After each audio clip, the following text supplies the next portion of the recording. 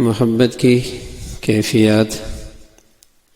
جن کا تعلق آپ علیہ الصلاۃ والسلام سے ہوتا ہے، جب وہ زبان پر یا الفاظ کا لباس وہ کیفیات پہن لیتی ہیں تو اسی کو نعت کہا جاتا ہے۔ نعت کا موضوع براہ راست پیارے رسول صلی اللہ علیہ وسلم کی پیاری ذات ہے۔ حضرات صحابہ رضوان اللہ علیہم اجمعین نے خود بھی نعتی اشعار کا ایک بہت بڑا ذخیرہ اکٹھا کیا تھا۔ شاعری اہل عرب کی گھٹی میں پڑی ہوئی تھی، لیکن نزول قرآن کے بعد بہت سے نے تقریباً شعر کہنا ترک کر دیا تھا، لیکن پیارے رسول صلی اللہ علیہ وسلم کی مدح، آپ کی تعریف، آپ کی منقبت میں اور کفار کے خلاف آپ علیہ الصلاۃ والسلام کے دفاع میں بہت سارے صحابہ رضوان اللہ علیہم اجمعین نے قصیدے کہے ہیں۔ ان میں حضرت فاروق اعظم رضی اللہ تعالیٰ عنہ، حضرت عائشہ رضی اللہ تعالیٰ عنہ، حضرت عبداللہ ابن رواحہ، حضرت کعب ابن زہیر رضی اللہ تعالیٰ عنہما، اور خاص طور پر حضرت حسان بن ثابت رضی اللہ تعالیٰ عنہ،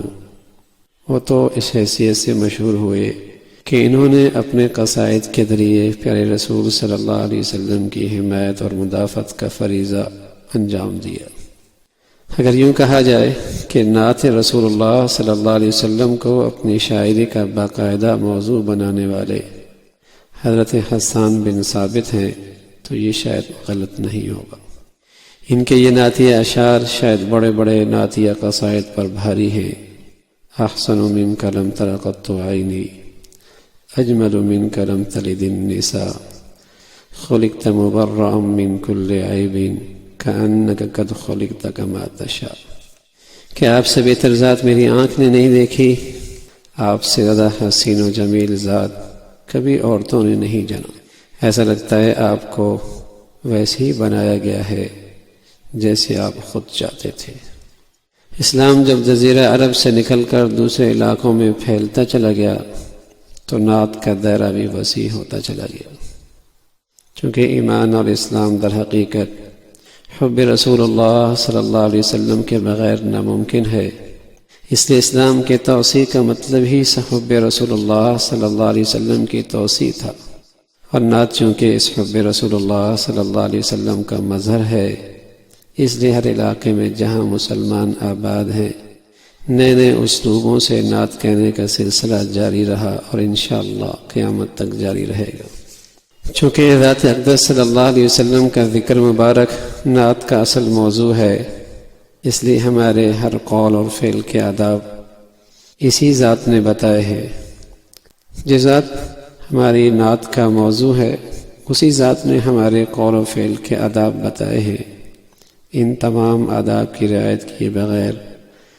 نہ تو کوئی نعت شریعت کے مطابق ہو سکتی ہے اور نہ ہی حقیقی محبت کا تقاضا ہے کہ محبوب کے ارشادات کے خلاف کر کے اس کی تعریف اور توصیف کی جائے تو وہ ظاہر ہے اللہ کے نبی صلی اللہ علیہ وسلم کی تعریف نہ ہوگی۔ مثلا خود رسول اللہ صلی اللہ علیہ وسلم نے فرمایا لا تطرونی کما اطردت النصارى، میری تعریف میں ایسا مبالغہ نہ کرو جیسے عیسائیوں نے حضرت عیسیٰ علیہ الصلاۃ والسلام کے بارے میں کی۔ عیسائیوں نے حضرت عیسیٰ علیہ الصلاۃ والسلام کی محبت کا دعویٰ کیا، لیکن یہ کھوکھلی محبت عمل اور اطاعت سے خالی تھی، اس لیے انہیں مبالغہ کر کے حضرت عیسیٰ علیہ الصلاۃ والسلام کا خدا کا بیٹا بنا دیا۔ پیارے رسول صلی اللہ علیہ وسلم کی محبت جو نجات کا ذریعہ تھی، حب رسول جو نجات کا ذریعہ تھی، وہ ایک جاہلانہ مبالغہ کے نتیجے میں شرک کا ذریعہ بن گیا۔ پیارے نبی علیہ الصلاۃ والسلام نے اپنی امت کو اس خطرناک انجام سے پہلے قدم پہ آگاہ فرما دیا۔ بھائی، نعت کا سب سے اہم پہلو یہ ہے اس میں کسی بھی مرحلے پر اللہ اور اللہ کے رسول صلی اللہ علیہ وسلم کے احکامات کی خلاف ورزی نہیں ہونی چاہیے۔ ہر وہ شعر جو شرک کی ادنا بولی ہوئی ہو، جس میں پیارے رسول صلی اللہ علیہ وسلم کی طرف خدائی صفات منسوب کی گئی ہوں یا اس کا کوئی شبہ پیدا ہو، وہ در حقیقت نعت نہیں، رسول اللہ صلی اللہ علیہ وسلم کے ساتھ معاذ اللہ بغاوت ہے۔ نعت میں پیارے رسول صلی اللہ علیہ وسلم نے ایسی باتوں کو بھی برداشت نہیں فرمایا جن میں شرک کا ادنا درجہ بھی پیدا ہونے کا ذرا بھی احتمال ہو۔ حضرت ربیع بنت معوذ رضی اللہ تعالیٰ عنہ فرماتی ہیں، ایک انصاری صحابی ہیں، فرماتی ہیں جس روز میری شادی ہوئی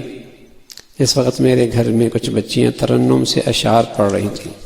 ان اشعار میں کچھ شہداء بدر کا ذکر تھا، کچھ رسول اللہ صلی اللہ علیہ وسلم کی تعریف تھی۔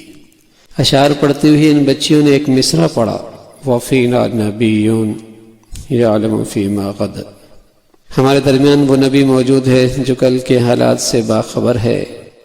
یہ مصرع